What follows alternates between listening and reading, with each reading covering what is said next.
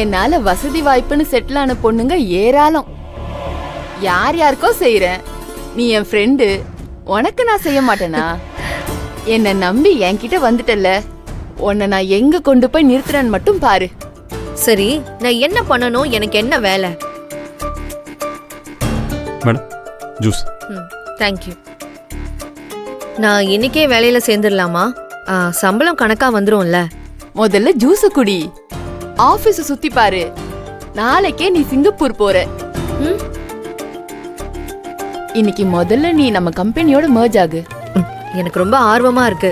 நான் என்ன பண்ணணும்னு சொல்ல. ஃபாரின்ல குழந்தை இல்லாம இருக்கிறவங்க, குழந்தை பிறக்காதுன்னு மெடிக்கல் ரீதியா ப்ரூஃப் ஆனவங்க நம்ம கிட்ட குழந்தை வேணும்னு தத்தெடுக்க வருவாங்க.